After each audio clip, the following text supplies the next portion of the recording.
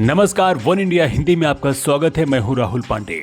Pegasus जासूसी मामले पर सुप्रीम कोर्ट ने केंद्र सरकार को बड़ा झटका देते हुए पेगासस केस की जांच करने के आदेश दिए हैं। कोर्ट ने जांच के लिए एक्सपर्ट कमेटी का गठन भी कर दिया है। कोर्ट ने इस मामले में कहा है कि केंद्र सरकार का कोई साफ स्टैंड नहीं था, निजता के उल्लंघन की जांच होनी चाहिए।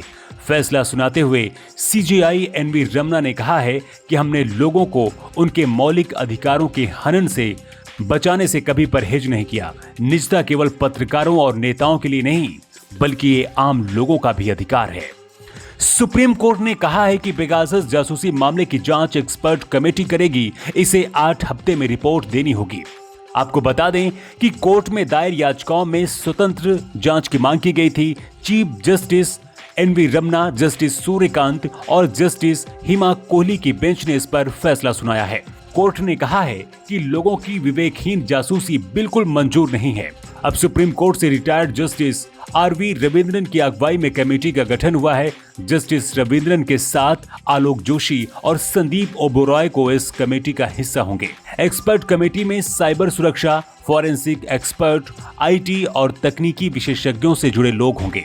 सुप्रीम कोर्ट ने कहा है कि इस मामले में केंद्र सरकार का कोई साफ स्टैंड नहीं था, निजता के उल्लंघन की जांच होनी चाहिए। बेंच ने 13 सितंबर को मामले पर अपना फैसला सुरक्षित रखते हुए कहा था कि वह केवल यह जानना चाहती है कि क्या केंद्र ने नागरिकों की कथित जासूसी के लिए अवैध तरीके से पेगासस सॉफ्टवेयर का इस्तेमाल किया या फिर नहीं।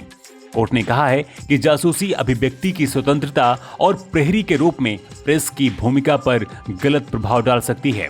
सुनवाई के दौरान सुप्रीम कोर्ट ने पेगासस मुद्दे पर केंद्र सरकार पर नाराजगी जताई है। सीजेआई रमना ने कहा है कि आप बार बार उसी बात पर वापस जा रहे हैं।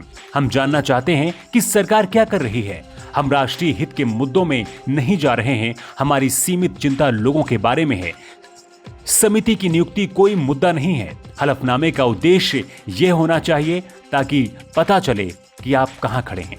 सीजेआई ने कहा है कि हमने केंद्र को हलफनामे के लिए बार बार मौका दिया। अब हमारे पास आदेश जारी करने के अलावा कोई विकल्प नहीं बचा है। समिति नियुक्त करना या जांच करना यहां सवाल नहीं। अगर आप हलफनामा दाखिल करते हैं तो हमें पता चलेगा कि आपका स्टैंड आखिर है क्या।